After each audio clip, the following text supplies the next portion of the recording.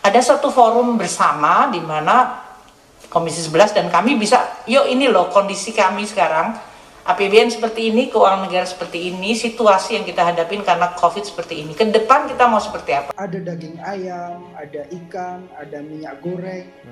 Kalau kebutuhan bahan pangan itu juga masuk dalam objek pajak, maka ini kita bisa bayangkan inflasi akan terus terjadi.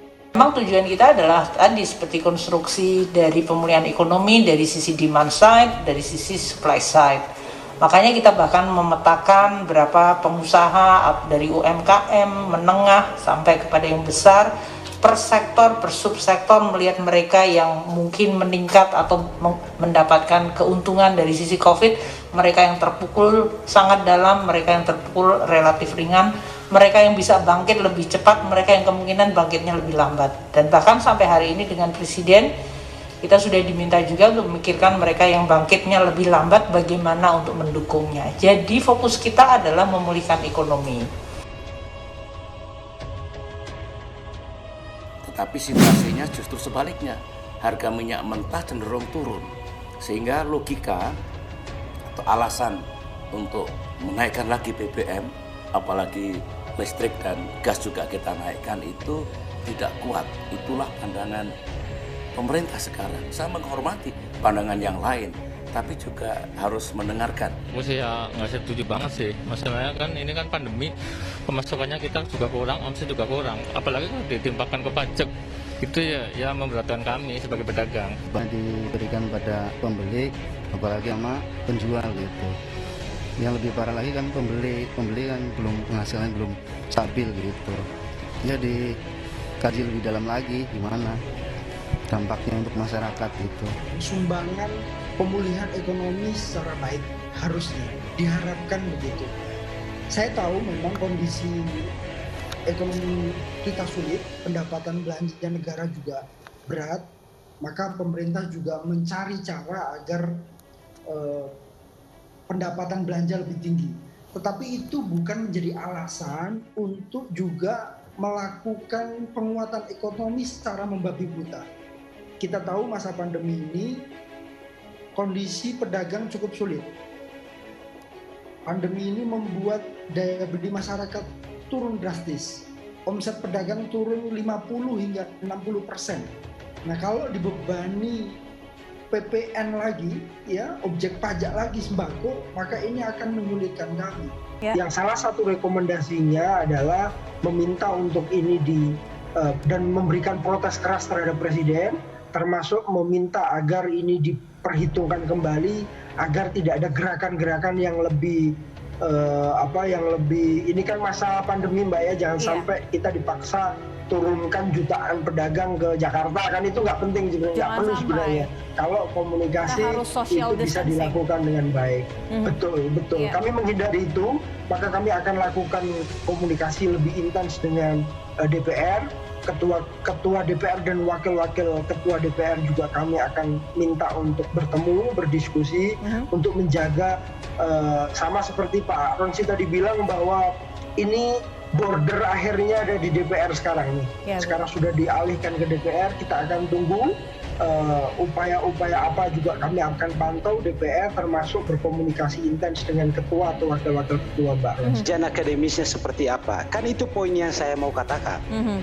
Bukan berarti pada hal teknis mengenai pasal demi pasal itu, tidak. Ini adalah desain global kita. Pasca pandemi nanti seperti apa dunia perpajakan kita, kan itu masalahnya. Ya. Jangan sampai kita hanya demi mencapai target, lalu ya sekali lagi saya bilang quote and quote, membobardir apa saja, ya hantam kromo gitu loh bahasa kasarnya, ya kan. Jadi menurut saya alangkah baiknya kalau pemerintah sudah kan nggak mungkin, orang udah diserahkan kok, ya kan. Teman-teman DPR sekarang kuncinya, mereka punya hati nurani atau tidak? Oke. Mendengar nggak suara keluhan masyarakat ini gitu? Ya. Itu aja, nggak bisa hal-hal lain. Nggak mungkin kan turun ke jalan seperti yang disampaikan oleh Pak Mansuri. Ya.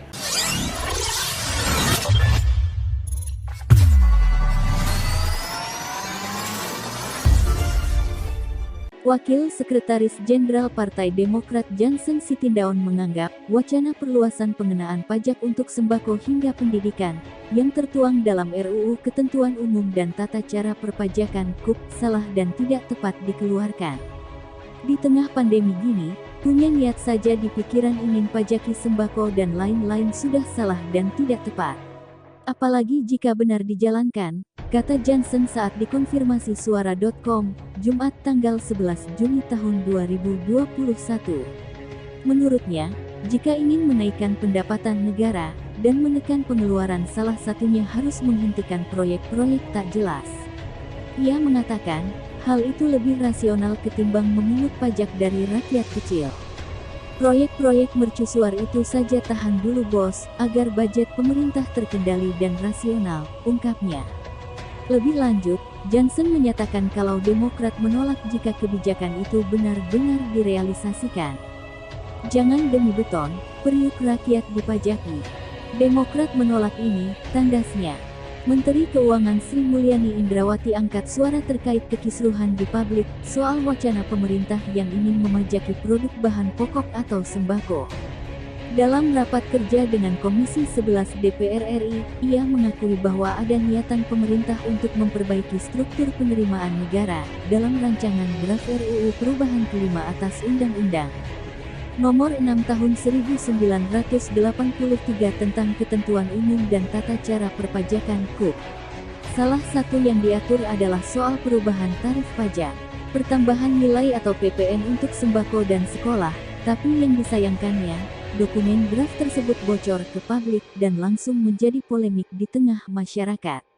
Ini memang situasinya menjadi agak kikuk, karena ternyata dokumennya keluar karena memang sudah dikirimkan kepada DPR juga, sehingga kami tidak dalam posisi untuk bisa menjelaskan keseluruhan arsitektur dari perpajakan kita, kata Sri Mulyani. Yang lebih disayangkan olehnya adalah, dokumen yang bocor tersebut tidak seutuhnya alias sepotong-potong, yang kemudian di-blow up dan seolah-olah menjadi sesuatu yang tidak bahkan mempertimbangkan situasi hari ini, sesalnya. Alhasil, Sri Mulyani menyatakan, ada misinterpretasi di tengah masyarakat terkait masalah ini. Pengenaan PPN ini masih dalam rancangan undang-undang, dan seorang staf ahli Menteri Keuangan mengatakan langkah ini penting untuk mendongkrak penerimaan pajak negara. Belum ada kepastian kapan aturan ini akan diterapkan. Para peneliti mengatakan pengenaan PPN akan mengusik rasa keadilan, karena mempengaruhi daya beli masyarakat, sementara sebelumnya pemerintah justru melakukan relaksasi pajak pada penjualan mobil baru. Menjelang tengah hari, suasana pasar tradisional di Pasar Rumput, Jakarta Selatan mulai lengang. Dalam satu lorong kios, jumlah pembelinya bisa dihitung dengan jari. Lagu dangdut dan pop disco diputar keras dari beberapa penjuru kios di sana. Sejumlah pedagang mulai merapikan barang dagangannya, bersiap menutup warung. Satu di antaranya adalah pedagang sembako, Kusmiati. Perempuan 38 tahun yang sudah berjualan lebih dari 1 dekade, terusik dengan rencana pemerintah mengenakan pajak pertambahan nilai PPN pada barang kebutuhan pokok. Kalau negara mau kenain pajak untuk sembako, berarti negara itu tidak memperhatikan rakyat kecilnya. Sedangkan kayak begini saja, menjerit, mau ditambahin beban pajak, kata Kusmiati saat ditemui BBC News Indonesia. Kusmiati mengaku selama pandemi penjualannya turun hingga 50% dan perlahan sudah mulai membaik. Ia berharap pemerintah tak cari masalah baru dengan pengenaan PPN pada sembako.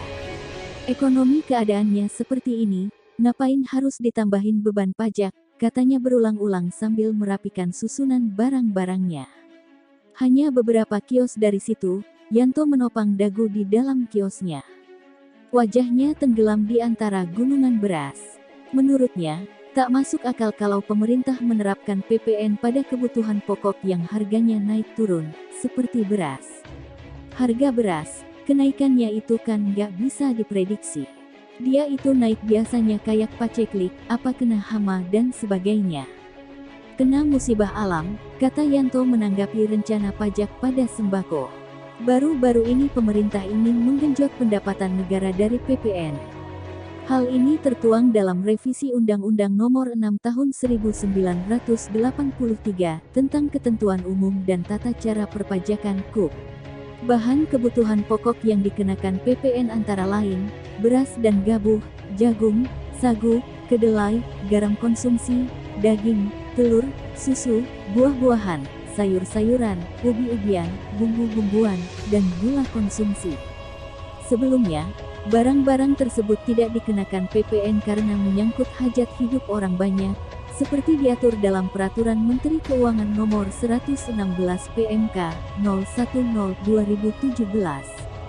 Dalam sebuah utas di Twitter, staf ahli Menteri Keuangan, Justinus Prastowo memberikan penjelasan mengenai PPN.